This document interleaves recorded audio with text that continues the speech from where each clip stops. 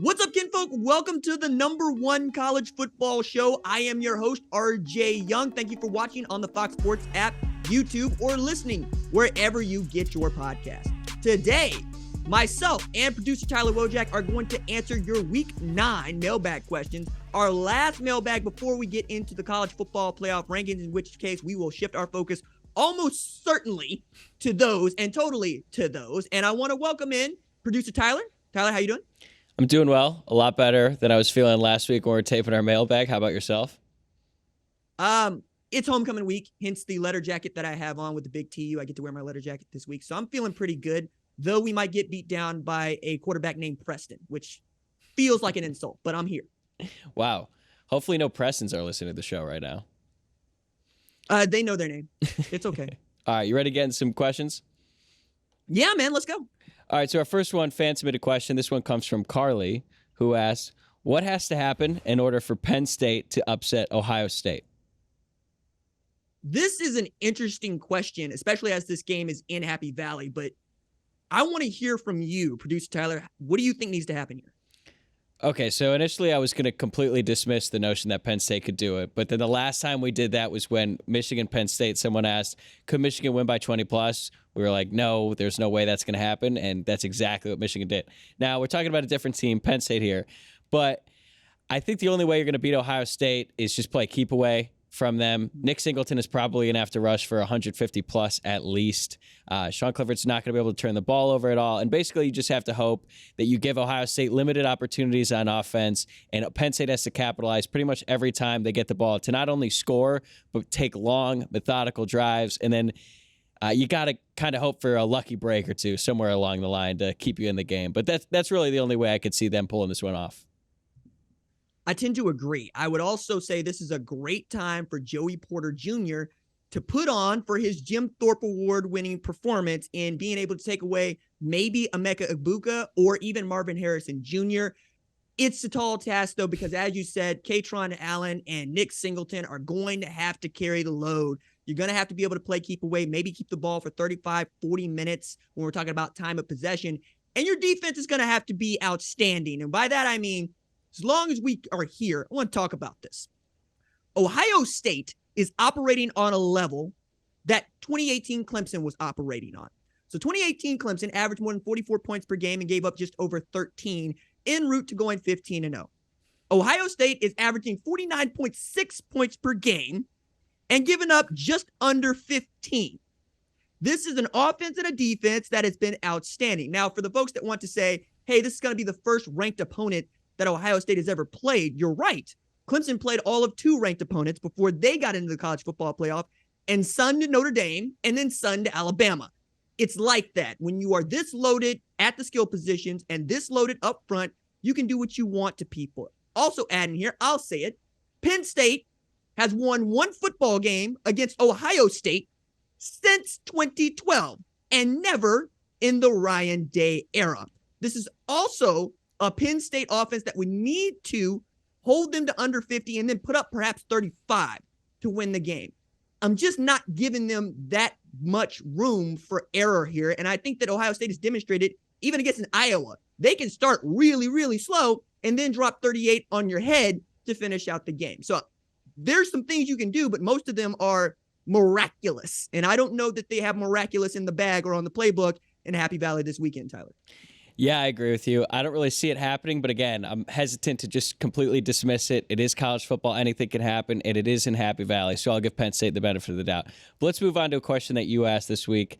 Deion Sanders and Jackson State in the spotlight.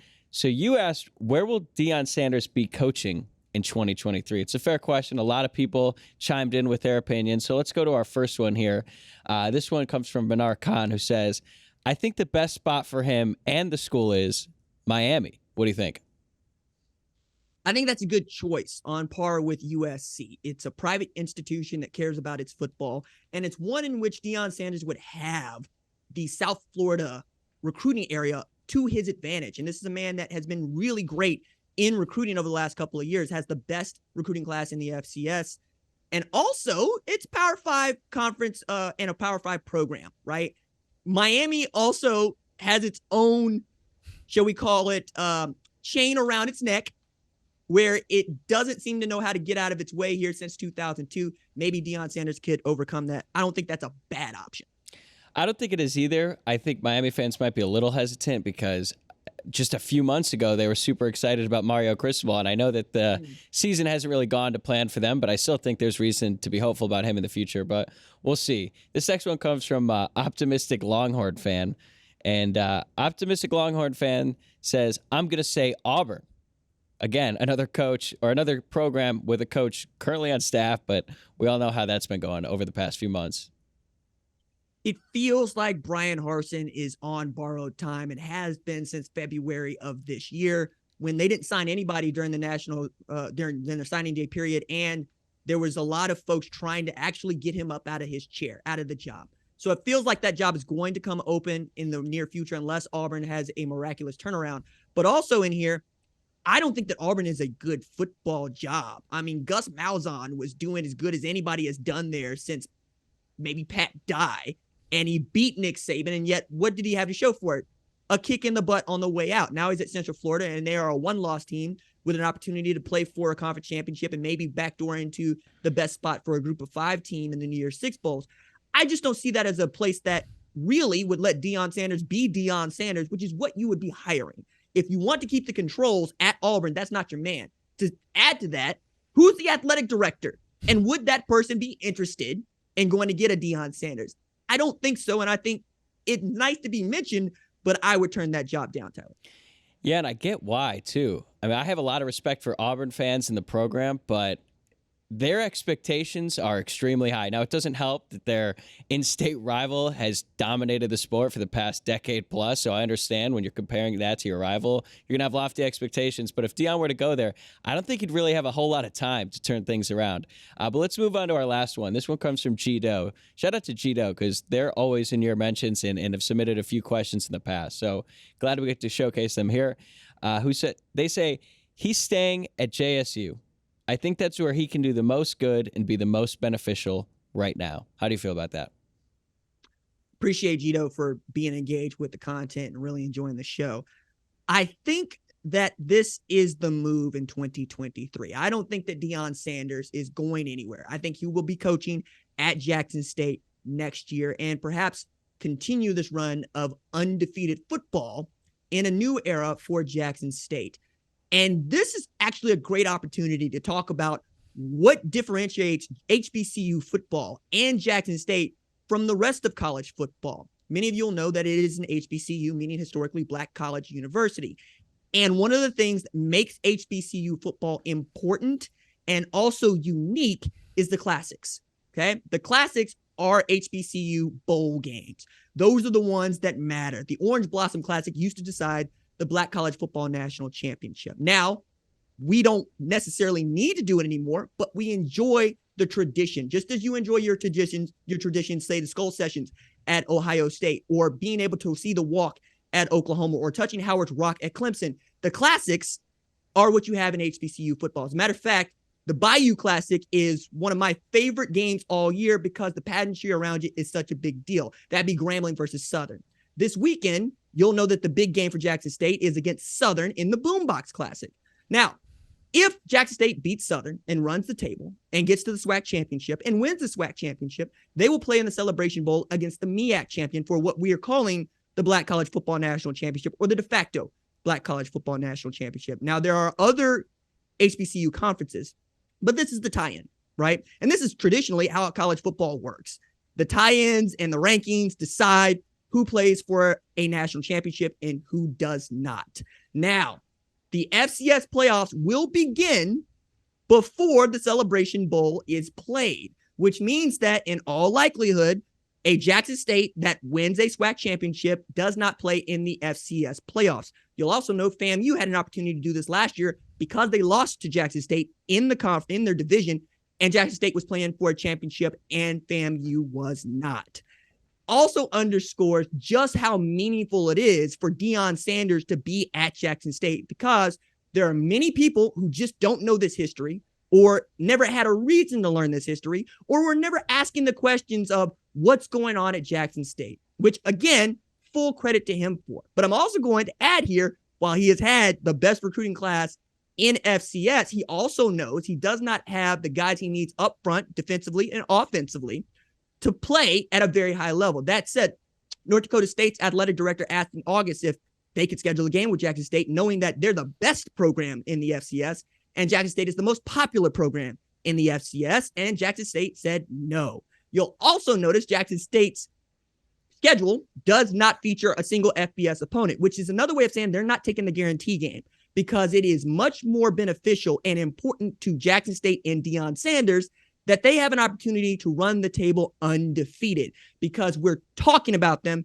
because they run the table undefeated. We don't particularly care that they snuck past Campbell. We don't particularly care that they have to go play Alabama A&M. What we're looking at is the wins and the 0 losses. And when that 0 becomes a 1, people do not care as much about your program. That's how college works. We don't care about conference championships so much as we care about, did you run the table undefeated against what we think is something like competition. And for Jackson State, they are playing competition. The SWAC is a difficult conference in as far as they play in it. But I also think I'm on Deion Sanders being at Jackson State because the good he can do. There are lots of players who he can affect, who he can change their career paths just by being connected with him. You're seeing this with his own children, Shiloh and Shador. Shador had a sit down with Michael Strahan on big noon kickoff. We've never done that for an HBCU. We've never done that for an FCS program. We're talking about the dude on GMA, one of the best sack masters in all of football, and quite frankly, a gorgeous personality, in one Michael Strahan having a conversation with Shador Sanders because he signed Tom Brady. Now, Tom Brady is still Tom Brady. And for Shador to be connected to Tom Brady is one thing, but it's also because Deion Sanders has that relationship with Brady where Shador gets to say to his uncle, Tom, hey, what do you think about this? What do you think about that? And continue to develop. If he can extend those sorts of connections to the players on that roster, my goodness, could you change the fortunes of a university that is up against it? It's no secret that Mississippi is one of the poorest states in the union, right? I was raised there. I spent the first 9 years of my life in Hattiesburg, just down the street from Southern Miss. My family is from Hattiesburg and Jackson in Rankin County. That at one point, we're talking about not even having drinkable water. So for you to be able to be Deion Sanders where you are and turn this thing into the kind of program that people are proud of, I love, that intrinsically has to mean more. That said, if you are going to leave Jackson State, please do not leave Jackson State for anything less than Alabama. I've said it. My plan would be, hey, Nick Saban is going to coach for as long as he's going to at Alabama. I know that he's signed an extension through 2074 or whatever. But then I would say to Deion Sanders, hey, we have a spot for you if you want it, because we have the resources and the fan base to let you go win. That's not something Georgia Tech can say. That's not something that Auburn can say. You have to be looking at programs on that level. And right now, all the programs that are on that level, where you have the financial and fan base backing that you would need to compete for national championships, are taken. So I think we're going to sit here and wait through 2023 and possibly even 2024, 2025 for Deion Sanders to just run it up until such a job comes open. And then he could say, yeah, I want to go see what that looks like. Or no, I'm going to do good here at Jackson State. Producer Tyler, what do you think? Well, a couple things. One, I don't imagine the person who has to replace Nick Saban. There's probably very few people in the world who are up to that task, but I would think that Deion Sanders is probably up for it. One quick follow-up. You think they've ever talked about the succession plan during their Aflac commercial tapings? You think that's ever come up? You know, I doubt it, because they had a spat, right? Right. They had a spat that needed to be cleaned up, kind of like Nick Saban getting it in with Deion Sanders and Jimbo Fisher in the same year. Didn't know that it was going to be on the 2022 bingo card, but I'm sure that Nick Saban is on his Kobe Bryant. My favorite Kobe Bryant quote is, hey, Kobe, you're getting long in the tooth. You've blown out the Achilles. Are you passing the torch? To which Kobe said, I'm not passing expletive. I think that's where Nick Saban lives. I'm not passing anything. I don't care who's got the job after I have it, because I got it right now. Right. And he just signed that long-term extension, too. I don't think he's looking at the finish line anytime soon. But you brought up Jimbo Fisher. I'm glad you did, because that's a good segue into our next question. One that you asked and one that you and I talked about earlier, so I'm glad that you posed this and we got some more opinions, because you asked, who do you trust to figure it out in the second half of the season? Iowa, Michigan State, or Texas A&M? 3 teams who good programs but have had relatively disappointing seasons thus far. So let's go to our responses. This one comes from Brian Brooks, who says, got to be Michigan State. Iowa is who they are. Plus, I think Mel Tucker is a good coach. How do you feel about it? I like this. I like this because Michigan State has also demonstrated it can reel off 11 wins and get to a New Year's Six bowl game after winning just 2 games, right? We also know that Mel Tucker is about modern football, right? He's going to recruit hard. He's also going to recruit and say, hey, name, image, and likeness is part of the game. So let's create a program that allows for these guys to build their name, image, and likeness around Michigan State football. It's very smart, right? He's walking hand in hand, I think, with Tom Izzo over there, which is not a bad guy to be recruiting next to. But also, I think we're coming into a game that's going to matter for not just Michigan State, but Michigan. Because this is a game that Michigan State has, frankly, had a stranglehold on for the last about 14 years. As a matter of fact, got the stats here just a second. I had done this work a little bit earlier in the day because I knew that we were going to talk about Michigan and Michigan State. But since 2008, Michigan State is 10-4 versus Michigan, which is wild to think about. But also, when only Michigan is ranked, they are 26-11 against Michigan State, which means that an unranked Michigan State has beaten a ranked Michigan 11 times out of the last 37. And I think this is a great get-right game for Michigan State. I think they're looking at this game going, no. We got the measure of you in Ann Arbor, and we the state school. We get it how we live. We ain't even got air conditioning in East Lansing. And we can't wait to give it to the Michigan men. I think if you put on like that, yeah, I would expect Michigan State to finish out in the second half of the season. But again, it's not just Michigan, it's the Big Ten East, which is just a juggernaut division. So, yeah, I think I'm in on this one. I think I'm going to pick Michigan State out of the 3, but I still want to talk about the other 2, Tyler.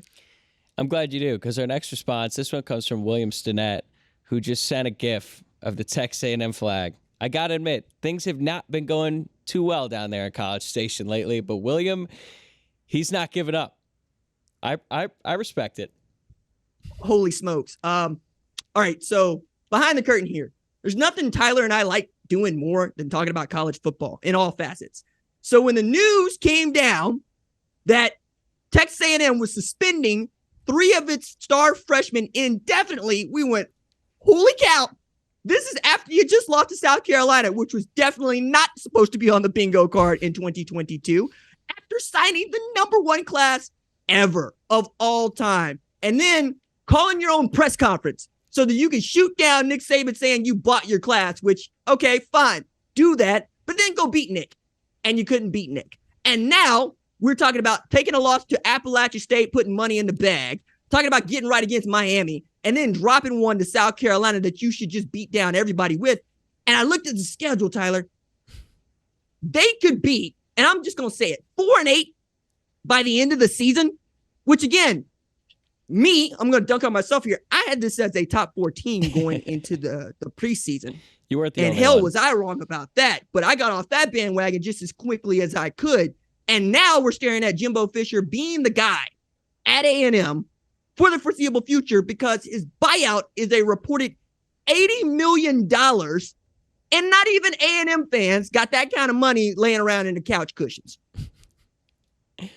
Only thing I have to say about that is college football fans can't agree on anything, but they can agree on dancing on Texas A&M's grave, because I have not seen college football fans so unified in anything more so than just laughing at the demise and just everything that's gone wrong in College Station this year. And I think part of that might be because of Jimbo Fisher's, I guess, personality, the way he approached this offseason, how just the mere notion that they would pay their players, he completely dismissed it and then attacked pretty much everyone who did it. I think he even made a comment about Bro Bible or something like that at one point during the course of the offseason. So it's been a rough stretch for him, but I guess for everyone else, it's been pretty fun to watch. But we got one more. This one comes from St. Berg, who says, I guess State, but the answer really is none of them. And I kind of have to agree. Look, man, it's tough sledding this time of year when we're talking about teams that have underperformed. And all three of these teams, Michigan State, Texas A&M, and Iowa, have underperformed. Although the one that has shown us the most on the field has been Iowa. Its defense has continued to play like the number one defense in the country. They are able to score points for you, which is found money. And yet Iowa's offense can't turn that into something like fuel for the fire. I really feel for Iowa's defense because they deserve even a competent offense. With a competent offense, maybe you're a one-loss team, maybe a two-loss team, but you are still very much in the hunt for perhaps the Big Ten West, which, right now we feel like Illinois might be at the front of, but we'll see how that continues to go down. I'm really shocked that we're in this spot with these three teams because I obviously thought the world of all three of them. But as we're getting closer to November, it's getting to be very clear what the flaws are and what can be fixed. And I think Michigan State still has some things that can be fixed. Basically, they got beat down by some injuries and some really untimely defensive back play. But I think you can mitigate that. I don't know what you do about Spencer Petras and Alex Padilla as quarterbacks at Iowa. And I don't know what you do about the culture in Texas A&M. To your point, everybody agrees that they can dance on Texas A&M's grave because Texas A&M ain't never been smart or quiet about being good. They're always the first people to tell you that they are good, and they're always the last people to tell you that they're bad. Nobody likes being around that person. As a matter of fact, this is a conservative sport, so I feel fine saying this. Humility goes a long way in college football. It goes a long way. People want you to act like you've been there, even if I'm the kind of person that wants you to know, act like this is your first time every time. However, when you're doing that and you're 3-4, it's just a bad look. And even I will say when I'm beat or when I'm wrong. That just doesn't seem to be in the cards to A&M. So I think Michigan State has the best opportunity to do this. Iowa's defense is going to have to score 25 in a game. And then A&M, we'll just have to see. Because, again, the bottom is not in sight yet. It's probably going to get worse before it gets better, Tyler. This is outstanding. I'm glad we did this. And it's going to be really interesting to follow because even as the season goes along, that's just one thing, right? We all know about the recruiting class that they signed this past season. A lot of the guys that are suspended right now, they're all freshmen and highly touted freshmen at that too. So this is going to be the first real study in the NIL era. Okay, what happens when these recruits that were allegedly paid go to that school and then they want to transfer out? What happens to that money? Where does it go? That's the thing that's going to be really interesting to see because if these guys start to leave, then all of a sudden those paychecks don't cash, and then we could be looking at a much bigger problem and something that I think in a way the rest of the college football world will be watching as this sort of plays out. So we'll see. Iowa is Iowa. They were on my banned list until we went to that game this Saturday, and I have to say they were certainly entertaining, especially when Padilla came in the second half and immediately fumbled, and then they brought Petras back in, and then he threw a pick. I laughed. I thought it was funny. But, yeah, all these teams, I think Michigan State probably has the best chance to get out of this, and they have a great opportunity to get that going this weekend. I think you're right. I'll add to this that any person that's drawing up a contract for name, image, and likeness and makes it contingent upon finishing your time at school, I'm not signing that contract. I just wouldn't take the money. Like, I want to get paid either way. That's how this works. Like, you want to buy me out, that's okay. Or I want to go somewhere else, that's also okay. I'm not certain that this is really going to be a referendum on the name, image, and likeness era. I think it's just going to be a referendum on how Texas A&M tried to use it, right? Like that part is really what's hair-raising because if you did, for instance, let's just assume the bag man showed up to each one of these recruits and you're not getting your money's worth, cool, you want to go somewhere else, but I'll go out on this. Mac Brown famously wanted to hang on to his Texas Longhorns program because he knew he had a damn good class 2011, 2012, 2013. And the last thing he wanted was for someone else to win with his players. I can understand why Jimbo Fisher would want to hold on to this job for dear life because the point you raise is valid. Freshmen mature into sophomores, mature into juniors, that perhaps can lead you to an SEC, if not a national championship. All right. My thanks to you, producer Tyler. Thanks so much for doing this. Of course. Always a good time. And that is going to do it for our episode of the number one college football show. This episode of the number one college football show. My thanks as always to lead producer Kyler Wojak. Our senior producer is Catherine Donovan. That is Chaz directing us tonight.